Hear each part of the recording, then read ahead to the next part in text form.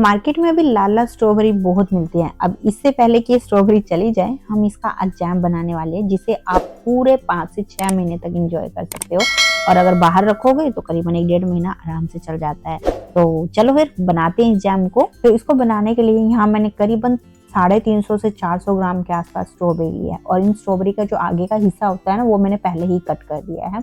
अब इन स्ट्रॉबेरी को अच्छे से हम वॉश करेंगे। तो उसके लिए पानी के अंदर आप 1 छोटी चम्मच बेकिंग सोडा डाल देना, थोड़ा भर के डालना है बेकिंग सोडा आपने। और फिर इसको मिक्स करके पानी में फिर ये स्ट्रॉबेरी ऐड कर देंगे। अब बिल्कुल हल्के हाथों से इन स्ट्रॉबेरी को हम यहाँ थोड़ा सा मसलेंगे ताकि जो इनके अंदर डस्ट है ना वो निकल जाए। इसके जो छोटे छोटे होल से होते हैं ना, इनके अंदर बहुत डस्ट होता है। ये देखने में नहीं लगता, पर जब आप इसे वॉश करोगे ना तो आप खुद शॉक हो जाओगे कि इसमें इतना डस्ट भी होता है। तो अभी इसको हम ऐसे ही 10-12 मिनट के लिए रहने देंगे। 10 मिनट के बाद अब फिर से बिल्कुल हल्के हाथों से एक बार इसको हम बेकिंग सोडा वाला जो ये पानी है इसमें मसलते हुए वॉश कर लेंगे। और उसके बाद इसका जो पानी है उसे निकाल कर इस स्ट्रॉबेरी को हम साफ पानी में करीबन 3 से 4 बार अच्छे से वॉश करेंगे।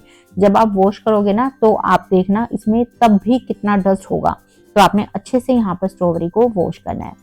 अब स्ट्रॉबेरी को अच्छे से वॉश करने के बाद अब हम इसको बिल्कुल छोटे छोटे पीस में कट कर लेंगे। आप चाहो तो थोड़े से बड़े पीस में भी कट कर सकते हो। फिर उससे क्या होगा कि जो हमारा कुकिंग का टाइम है ना वो थोड़ा सा बढ़ जाएगा। तो अगर छोटे छोटे पीस मतलब कट करोगे ना तो ज़्यादा बढ़िया रहेगा। तो इस तरीके से एक बार हम सारी जो स्ट्रॉबेरी है इनके छोटे छोटे पीस जो है कट कर लेंगे। तो अब ये जो सारी स्ट्रॉबेरी है मैंने इनको यहाँ पर छोटे छोटे पीस में कट कर लिया है। अगर आप ये कप से मेजर करोगे ना तो करीबन 2.5 कप के आसपास यहाँ मैंने स्ट्रॉबेरी को लिया है। अब इसके बाद इन स्ट्रॉबेरी को हम कढ़ाई में डाल देंगे। अभी आंच को मैंने ऑन नहीं किया है। तो स्ट्रॉबेरी को डालने के साथ में ही अब इसमें मैं डाल रही हूँ करीबन 1 कप देसी खांड। तो आप यहाँ देसी खांड की जगह चीनी भी ले सकते हो। और देसी खांड या चीनी की जो क्वांटिटी है अपनी पसंद के हिसाब से थोड़ी सी कम या ज़्यादा भी डाल सकते हो। घर में जैम बनाने का यही फायदा होता है कि इसकी जो क्वांटिटी है हम अपने हिसाब से थोड़ी सी कम या ज़्यादा कर सकते हैं। अब यहाँ पर अगर आप चाहो तो फ्रेंड्स मिश्री भी डाल सकते हो। तो अभी आंच को हम ऑन करेंगे और उसके बाद मीडियम पे रखेंगे। अब इसको हम इस तरीके से लगातार चलाते हुए एक बार चीनी को मेल्ट कर लेंगे। यहाँ पर छोड़ना आपने बिल्कुल भी नहीं है, इसको इसी तरीके से चलाते हुए ही मेल्ट करना है।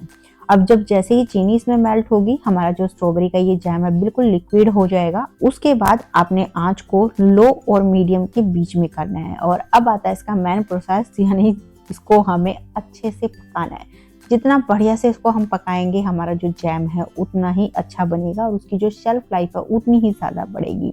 तो बस आपने पेशेंस के साथ इसको बीच बीच में चलाते हुए अच्छे से पकाना है जब तक कि जो हमारी स्ट्रॉबेरी है वो कुक होके बिल्कुल नरम नहीं हो जाती और हमारे जैम की जैसी कंसिस्टेंसी हमें चाहिए वैसे नहीं हो जाती। बीच बीच में इसके अंदर थोड़ी बहुत जो झाग आएंगे उसे आप निकाल देना और साथ में ही स्पैचुला से थोड़ा बहुत दबाते भी रहना ताकि जो जैम है इसके अंदर स्ट्रॉबेरी अच्छे से मैश हो जाए। आप चाहो तो मैशर से भी इसको मैश कर सकते हो, नहीं तो सिंपल अगर आपको इसके छोटे छोटे चंक्स ज़्यादा पसंद है तो आप इसको ऐसे भी रहने दे सकते हो। तो अभी यहाँ मैंने जैम को 15 मिनट कुक किया है और आप देख सकते हो जैम का जो टेक्सचर है बिल्कुल चेंज हो गया, बहुत अच्छे से यहाँ स्ट्रॉबेरी घुट गई हैं। तो अब इसको हम चेक कर लेंगे। इसके लिए आपने थोड़ा सा जो जैम है उसे प्लेट में या फिर कटोरी में डालकर फ्रीज़र में रख देना है ताकि जो वो जल्दी से ठंडा होकर थोड़ा सा सेट हो जाए। इस बीच में आपने जैम को लगातार चलाते ज़रूर रहना है।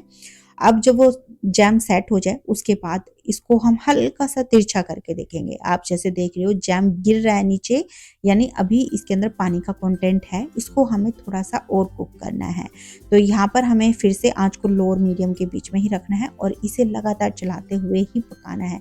यहाँ पर फ्रेंड्स बिल्कुल भी आपने जैम को छोड़ना नहीं है। अगर आप जैम को अभी छोड़ दोगे ना तो जैम नीचे से चिपक के जलने लगेगा। तो आपने इसे लगातार चलाते हुए ही पकाना है। अब करीबन मैंने यहाँ इसे 25 मिनट हो चुके हैं पकाते हुए। अभी वैसे जैम बिल्कुल अच्छे से कुक हो चुका है, फिर भी इसको हम एक बार चेक कर लेंगे दोबारा से। तो उसके लिए अगेन आपने इसको प्लेट में या फिर कटोरी में थोड़ा सा जो जैम है उसे फ्रीज़र में रख देना है। जब वो अच्छे से सेट हो जाए उसके बाद इसे हम थोड़ा सा तिरछा करके देखेंगे। जैसे अभी आप देख रहे हो ना बिल्कुल भी जैम गिर नहीं रहा है ना। तो बस ऐसा ही हमें जैम का जो टेक्सचर है वो रखना है। तो अभी इसको और हमें पकाने की ज़रूरत नहीं है, अभी आँच को हम बंद कर देंगे और उसके बाद अब इसमें हम 1 छोटी चम्मच सफ़ेद सिरका डाल देंगे। आप इसकी जगह आधा नींबू का रस भी डाल सकते हो।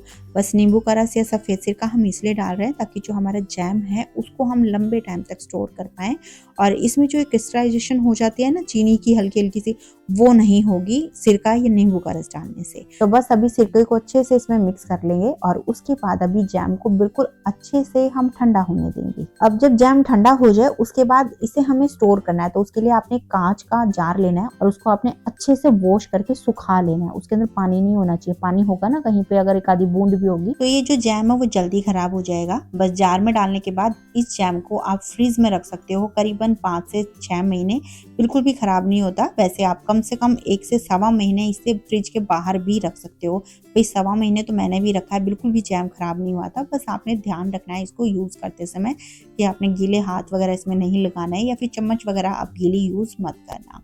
अब ये जो जैम है ना मैं आपको यहाँ ब्रेड पे लगा कर भी दिखा रही हूँ, आप देख सकते हो कितना बढ़िया ये जैम बना है। वैसे मेरे बच्चों को ज़्यादा जैम पसंद नहीं है, पर ये स्ट्रॉबेरी का जैम उन्हें बहुत ज़्यादा पसंद आया। तो आप भी इसे ज़रूर बनाना, सबको बहुत पसंद आएगा। ये बच्चों के साथ में बड़ों को भी अच्छा लगेगा। अब जब आप इसको बना लो फ्रेंड्स, तो प्लीज़ अपना फीडबैक मेरे साथ शेयर करना। मैं उम्मीद रखती हूँ आज की ये रेसिपी आपको अच्छी लगी है। पसंद आई ना प्लीज़ लाइक करना, शेयर भी कर देना इसको। और अगर आपको ऐसी ही ईजी रेसिपी पसंद है जो आप आसानी से घर पे बना सको, तो प्लीज़ चैनल को सब्सक्राइब भी कर लेना। तो चलिए फिर मिलते हैं आपसे एक नई रेसिपी के साथ में।